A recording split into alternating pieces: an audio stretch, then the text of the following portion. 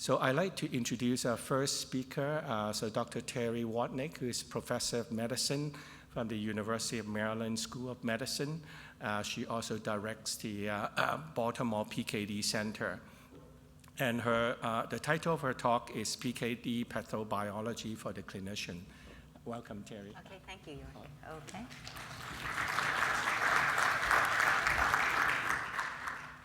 So I just want to thank you, York, for inviting me to speak. This is always one of the highlights of the year, is coming to Toronto during this time. So by way of introduction, since this is the first talk, I know we're all here to learn about autosomal dominant polycystic kidney disease, which is the most common genetic disorder that causes end-stage kidney disease worldwide. It's estimated that it affects 1 in 500 to 1 in 1,000 individuals, and it's characterized, as you can see there, by that large kidney next to a human hand. It's characterized by progressive development and enlargement of renal cysts. About 50% of those affected go on to develop end-stage kidney disease, and it's important to note that there are several extrarenal manifestations that are associated with PKD. I've just listed a couple of the ones that maybe we see the most commonly there, which is liver cysts, which is probably the most common, and then intracranial aneurysms, which also affects about 10% of people and can be quite catastrophic. Okay, so classic autosomal dominant polycystic kidney disease is thought to be caused by mutations in 2 genes, PKD1 and PKD2. And this is a schematic showing that the proteins that are encoded by those genes, we refer to it as the polycystin 1, polycystin 2 receptor channel complex. Our view of this complex is probably changing over time, and maybe this is a little bit outdated, but I think the core of it is correct. Polycystin 1 is this large protein. It has 11 membrane-spanning elements, this large extracellular tail that's thought to interact with either other cells or matrix, and it binds by its C-terminus and possibly other parts of the protein as well to the polycystin 2 protein.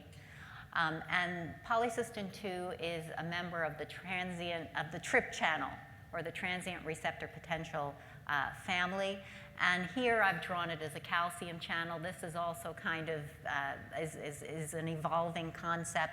But together, I think it's true that these 2 proteins interact and form the core of the polycystin complex and the polycystin signaling complex. So I just told you that classic ADPKD is caused by mutations in 2 genes, but I think it's important to recognize that not all cysts are caused by mutations in PKD1 and PKD2.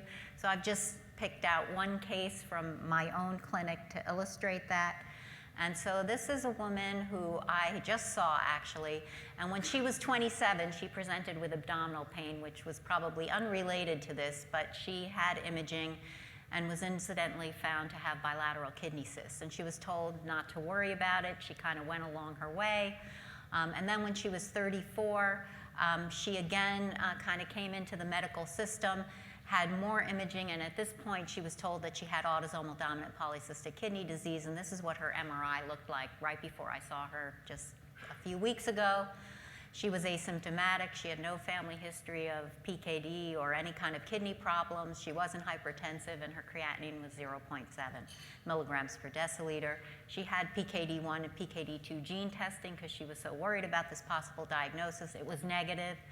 And so the DNA sample was sent to Peter Harris at Mayo Clinic, and it actually turned out that she had a mutation in a completely different gene, which is called ALG9. So it turns out that there are some genes or mutations in some genes that actually can, quote, phenocopy PKD, although it's not exactly the same disease. And it turns out that mutations in the ER, or endoplasmic reticulum biogenesis genes, can cause PKD. And that is shown schematically here. So when a protein is made, it's made by ribosomes, and if it's a membrane protein, it's processed in the ER, where all of these sugars, oligosaccharides, are added onto the protein so that it can fold properly and then be trafficked where it needs to go. And in the case of polycystin 1 and polycystin 2, these proteins have to traffic to the plasma membrane or the cilia, as I'll show you later.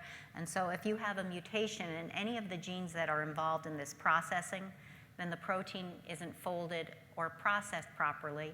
It's kind of a stochastic thing, so you probably have less of the protein getting to the membrane where it needs to go. And so mutations in these kinds of genes involved in this protein processing pathway can lead to kidney cysts and liver cysts. Many of these disorders actually have liver cysts as a very prominent finding, but not always. So it's just important to be aware of this. And so this is a list so far, and there's probably going to be more, of mutations in genes that can also cause kidney cysts and phenocopy PKD. And for the most part, except maybe this last one, they are all involved in this ER processing pathway. So when you see someone, it's always, if it doesn't look exactly like classic PKD, think about some of these other genes, and I think some of the other talks will get into this in more detail. So, okay, how do you make a cyst? And I think that's what York has asked me to speak on, the pathobiology of how you go from getting a kidney that looks like this to one that looks like this, right? So PKD, we just said it's something where it is a disorder that progresses through life, and maybe very early on, the kidney will look like this, but ultimately it winds up looking like that. And so if we can understand the steps or what is going on between this, those are possible points at which we can intervene.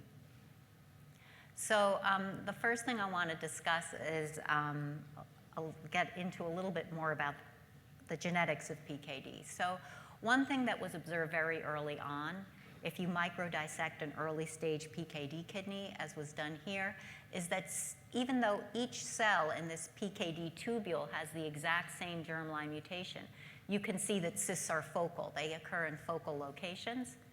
And so the tubules in between these cysts otherwise appear normal. And it's kind of an explanation of why the kidney itself looks normal early on in the disease. And so once this was noticed, the question came up as to why this might be. And so several investigators, and this has been an ongoing endeavor, have actually collected the DNA from individual cysts for genetic analysis, and there are ways to do this. And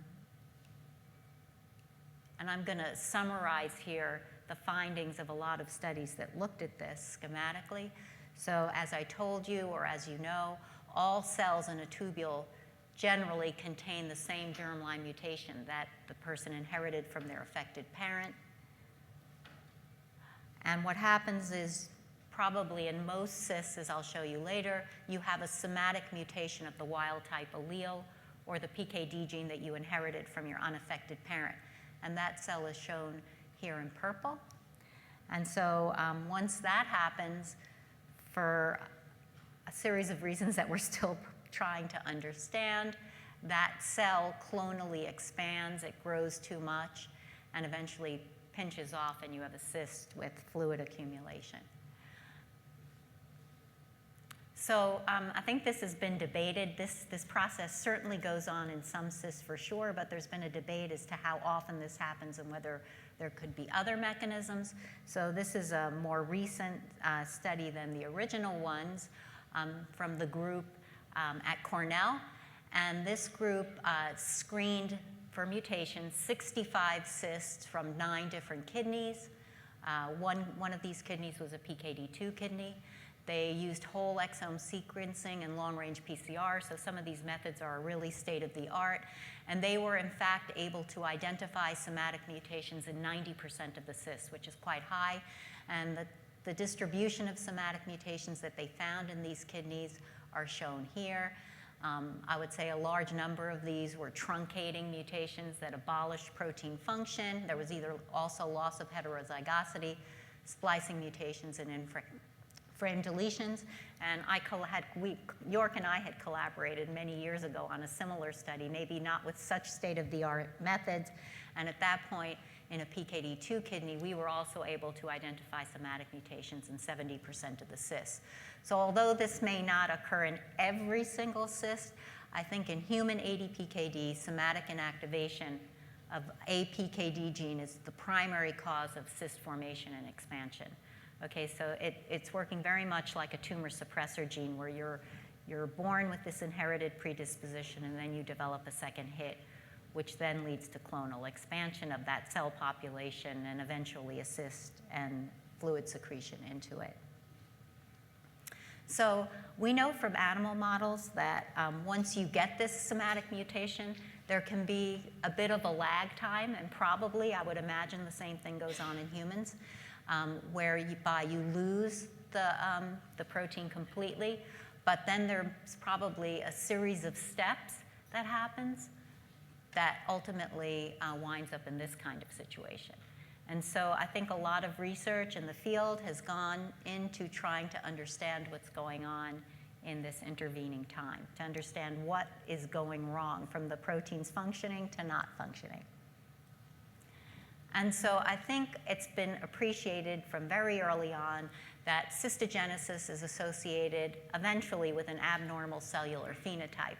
And some of the characteristics of that abnormal phenotype include proliferation, right? So you wouldn't get a kidney that was so huge as the one I showed you if you didn't have some degree of abnormal growth and proliferation.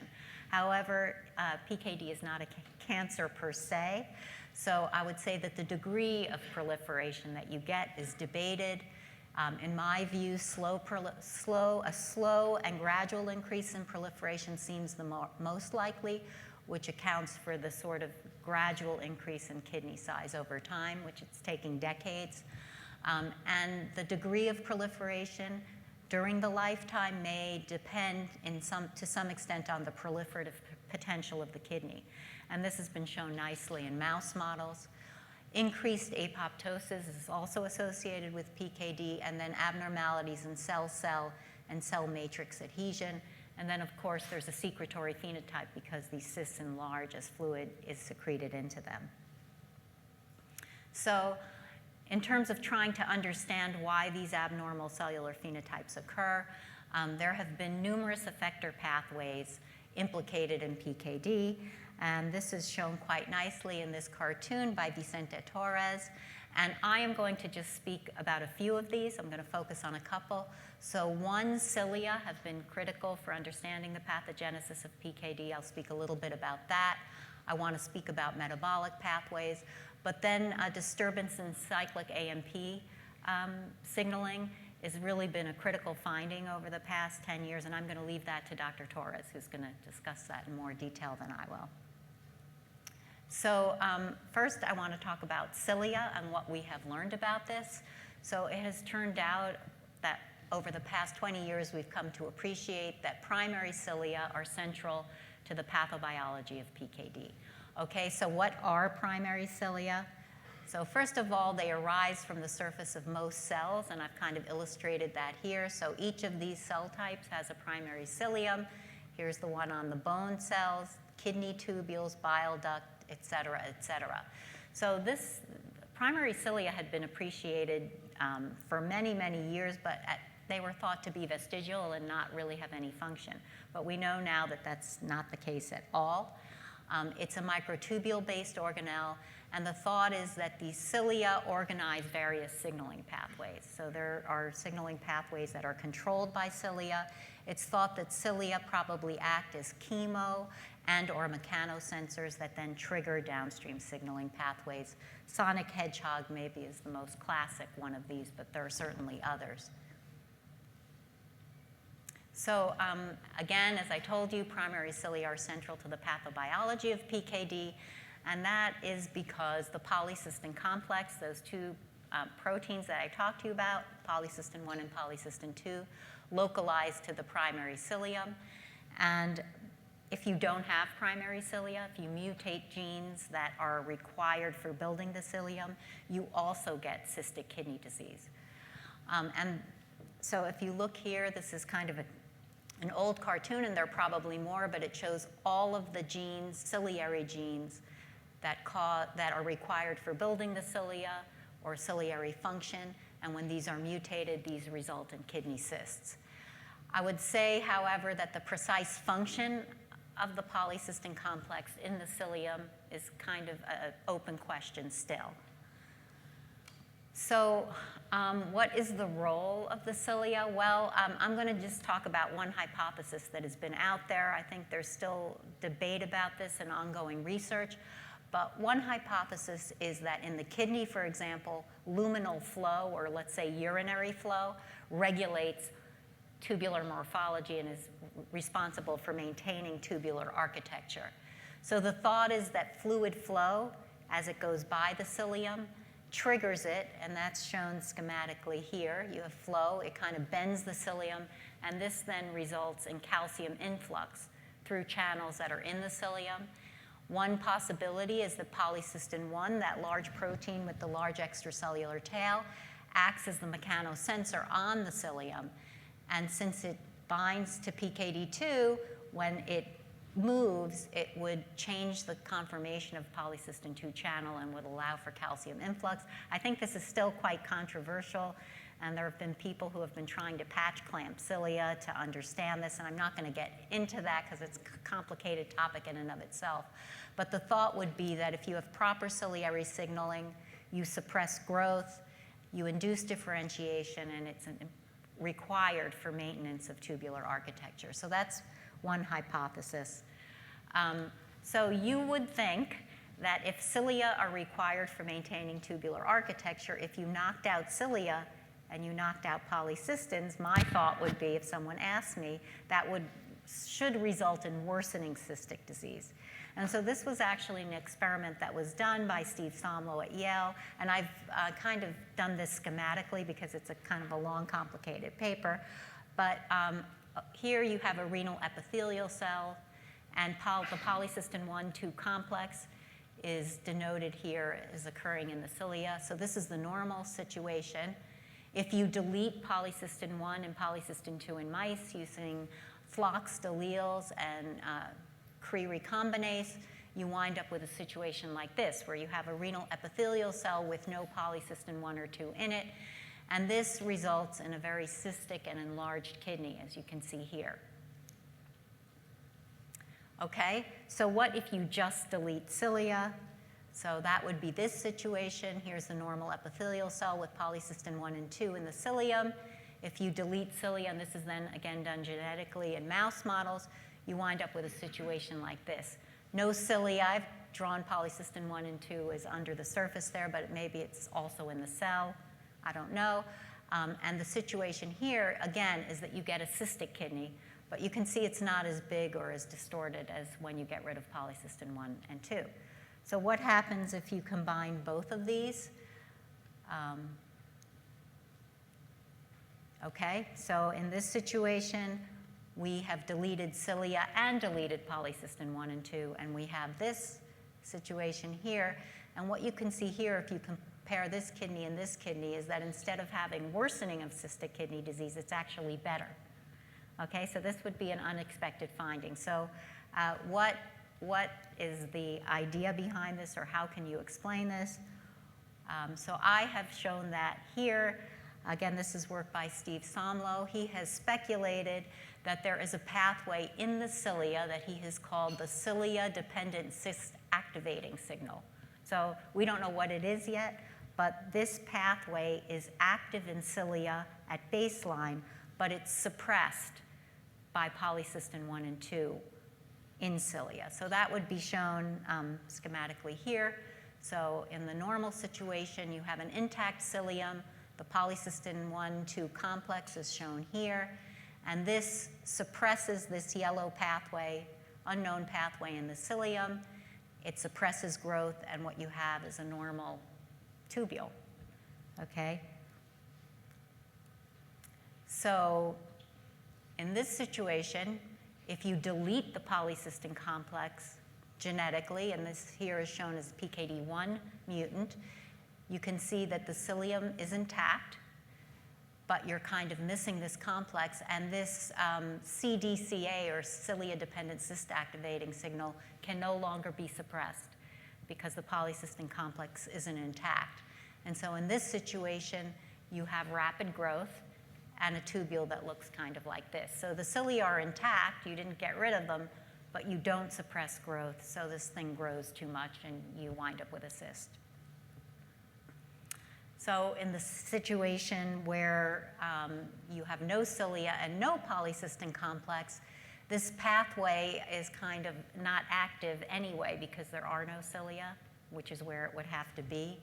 So in the situation where you delete both, you have slow cyst growth. So that is the idea of why when you lose cilia in the context of a polycystin mutation, you actually wind up with amelioration in cystic disease rather than worsening. So of course, what we really want to know is what is this cilia-dependent cyst activating signal, and that is something that's probably Steve's lab is studying this intensely and trying to understand what it is. Okay, so now I want to move on to my second topic, which is metabolic reprogramming in PKD, which has been a very hot topic in the PKD field, I'd say, over the past 5 years. And so how did we even happen upon this? So this is work by Alessandra Balletta's lab. And so she noticed, and that's shown here, when she grew PKD1 mutant fibroblasts in culture, that the culture media, which contains a pH indicator, was always more orange than the wild type cells, okay? And so that's shown here. I think you can see that this media is kind of more yellow, so it's probably more acidic. So she went ahead and analyzed what that media had, and what she found is that it had lower levels of glucose, okay, suggesting that these cells were metabolically active in like taking up a lot of glucose and utilizing it, but they were producing more lactate, and that's shown here. So what this led her to hypothesize was that there was more rapid aerobic glycolysis going on. Okay, so if cells use up glucose very quickly, you have a lot of glycolysis. And she looked, in fact, at some of the expression level of some of the enzymes that are involved in glycolysis. And she showed that in PKD1, these PKD1 mutant cells, you had higher expression of some of the enzymes that were involved in glycolysis. So, okay, so what does this mean in terms of the PKD phenotype? So probably this is going back to your early biochemistry training, but what I want you to remember is that under normal situation, the normal cells, when you have differentiated tissue, what happens is when you metabolize glucose under normal circumstances to pyruvate, right? So when oxygen is plentiful, pyruvate goes into the mitochondria where it's completely oxidized to CO2 by the TCA cycle and oxidative phosphorylation, and this occurs in mitochondria. And the advantage of this, if you recall, is that you make a lot of ATP when you do it this way. When oxygen is limiting, for example, like if you exercise and your muscles are kind of oxygen deprived, what happens is pyruvate is metabolized to lactate, okay? So you have less ATP produced, theoretically. However, in abnormal situations where you have a proliferative tissue, let's say in the state of a malignancy, what happens is, regardless of the presence of oxygen or not, proliferative tissue just converts all of its glucose to pyruvate and lactate, right? So it's happening very quickly, and you have a lot of ATP production, but it's less ATP per glucose molecule. So you might say, if you're trying to grow very quickly, why would you want to produce less ATP rather than more?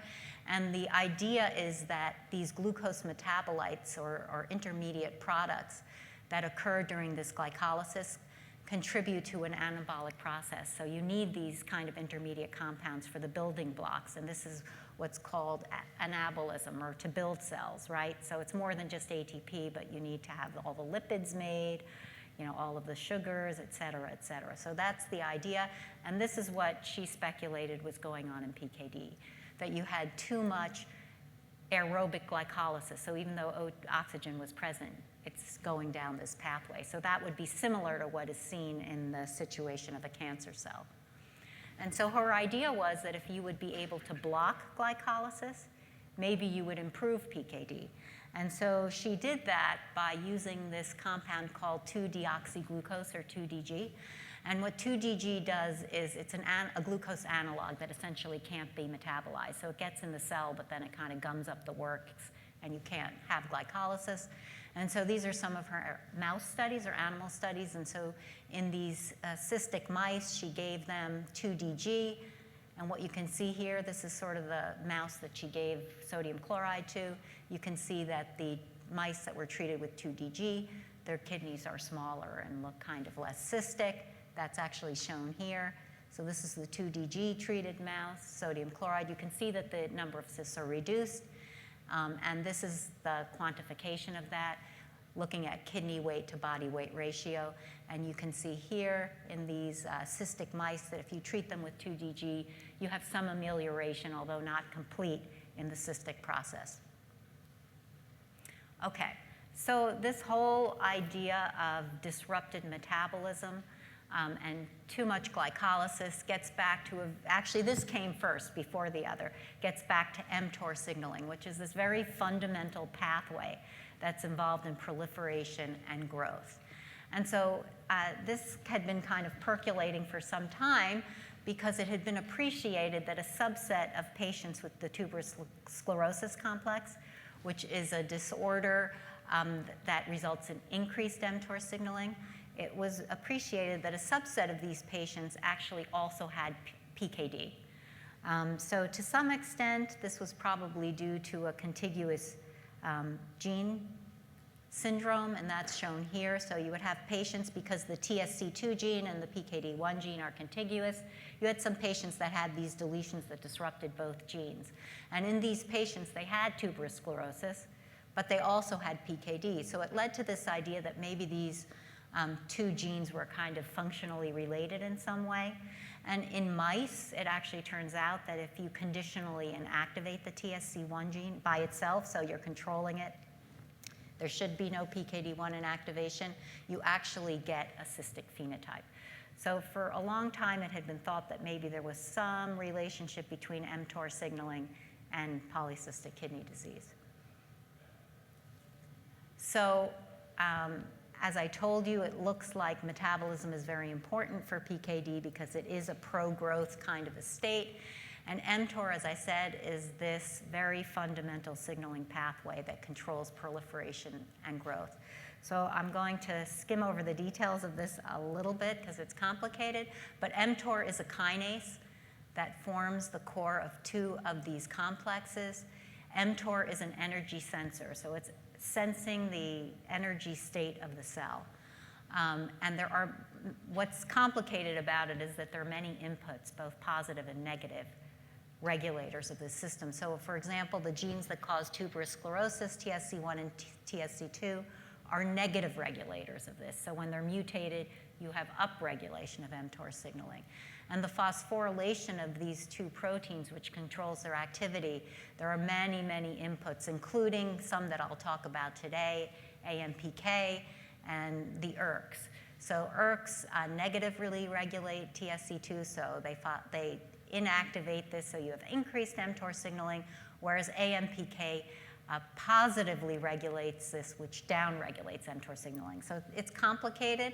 In PKD, Dr. Balletta's idea was that loss of polycystins results in increased ERK activity, which in turn increases mTOR activity and promotes proliferation. And as you know, rapamycin, which is a medication that we use a lot in transplant, is an inhibitor of mTORC1. So this led to the idea that maybe if you treated PKD with mTOR inhibitors, you might have a good effect. Just to show you some of the mouse studies in that respect, again, this is looking at human ADPKD kidneys stained with phosphorylated mTOR and phosphorylated S6K, which shows mTOR activity. You can see that there's staining along the cysts. The same was true in cystic mice. And here you can see, at least in mouse models, when you treat these mice with rapamycin, you have really quite a remarkable improvement in the cystic phenotype. So based on these kinds of studies, this was moved along into human clinical trials.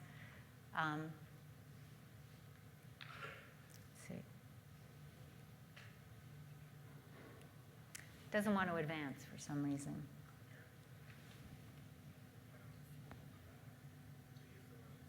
Okay. So not to get into the specifics of these studies, but there were 2 studies published in the New England Journal in 2010 that showed essentially that mTOR inhibitors were not effective in ADPKD.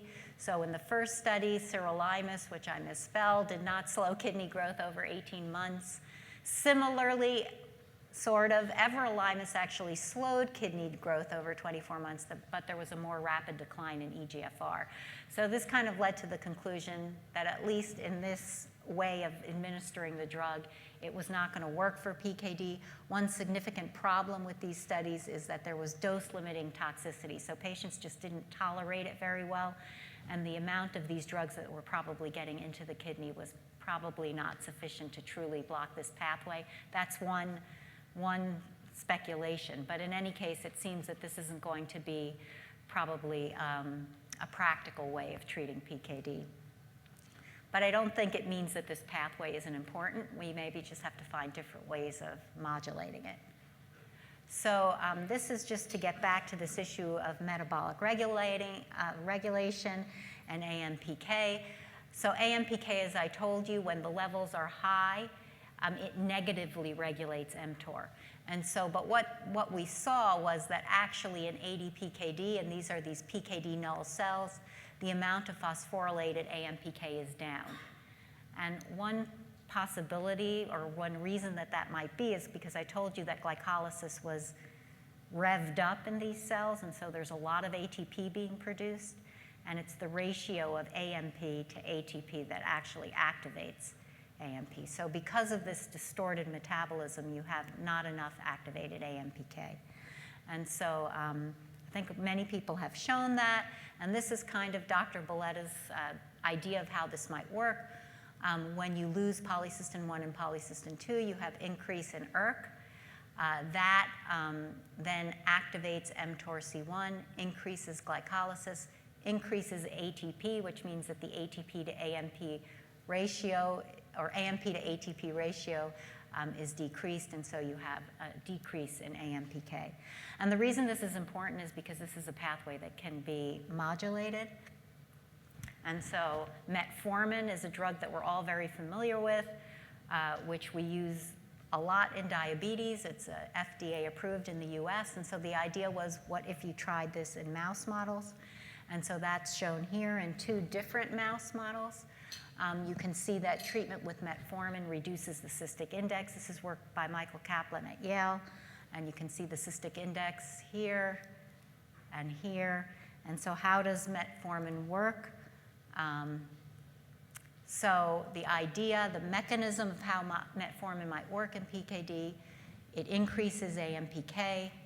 It also then would inhibit mTOR signaling through TSC1 and TSC2. Also, it is thought to inhibit CFTR, and this is again work from Michael Kaplan's lab, and decrease fluid secretion because AMPK phosphorylates CFTR.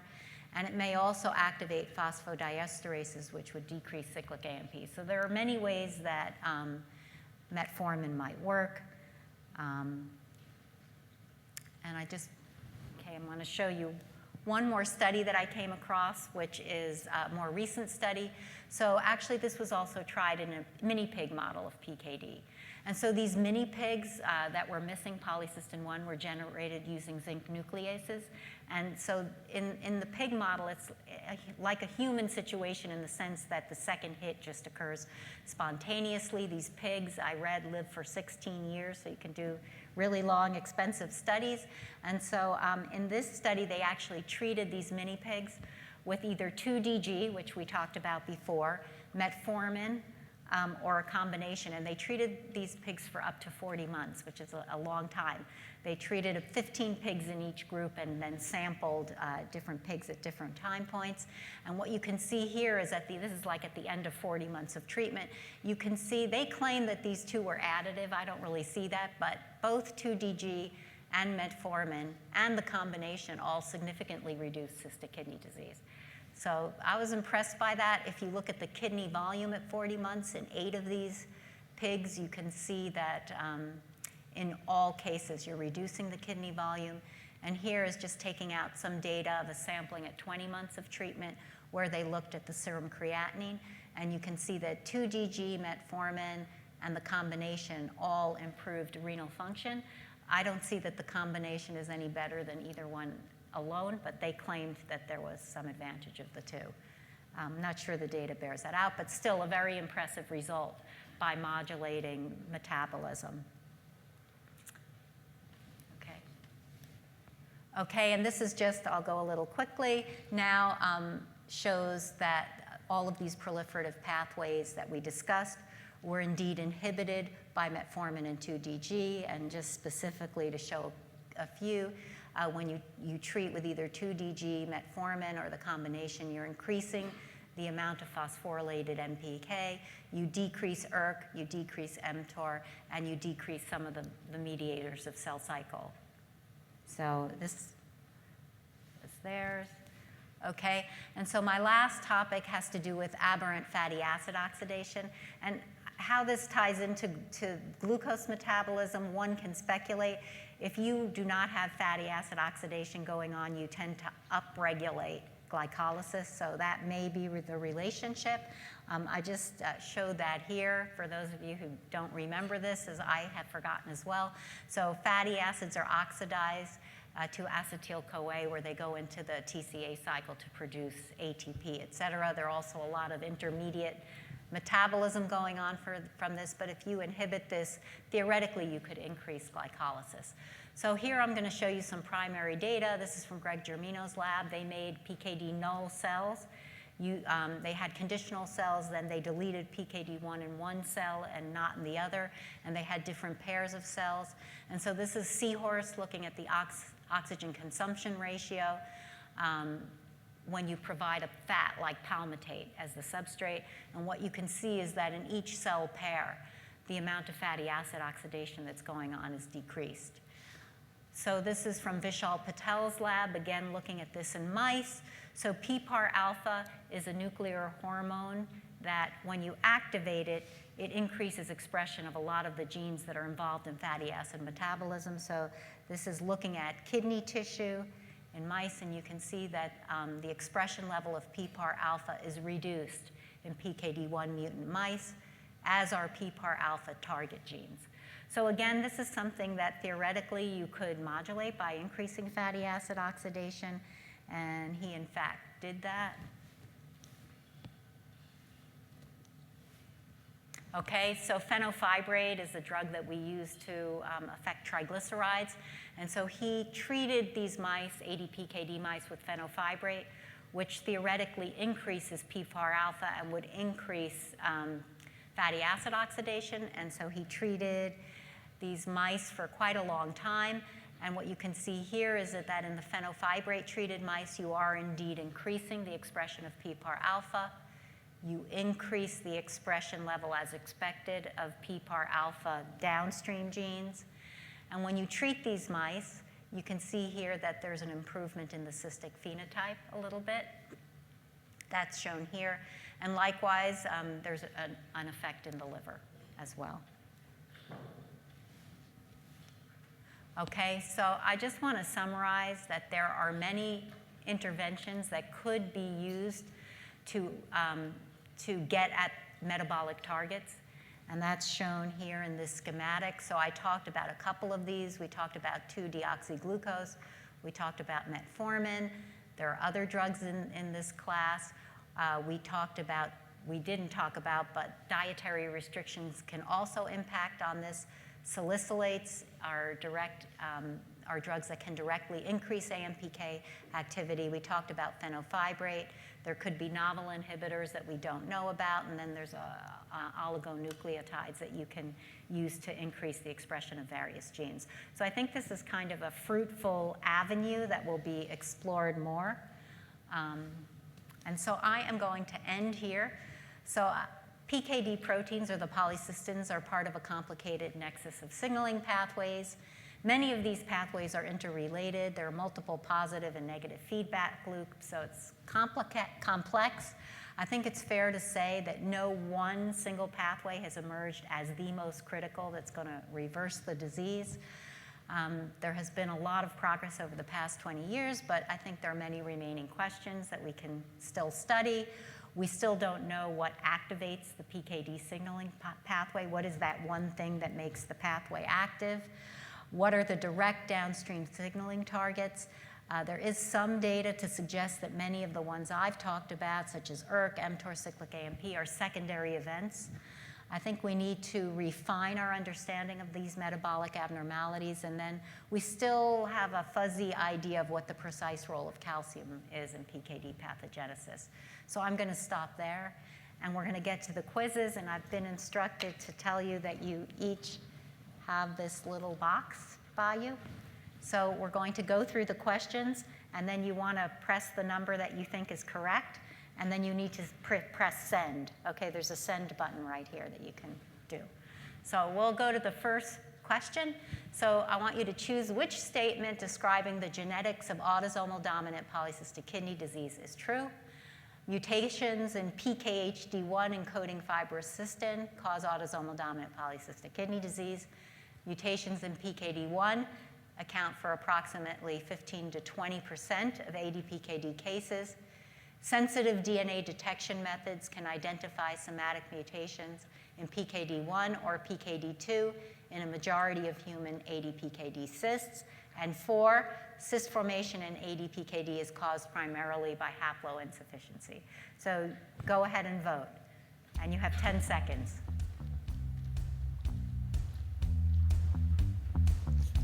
Oh. Okay. All right, everybody did great, 83%. I didn't put you to sleep. That is the correct answer. Okay. All right, now, okay, we're going on to our second question. So which statement regarding mTOR signaling in ADPKD is true? Number 1, mTOR signaling is upregulated in ADPKD. Number 2, rapamycin has been shown to improve cystic disease in animal models of ADPKD. Number 3, rapamycin was not effective in human ADPKD. And 4, all of the above. Go ahead.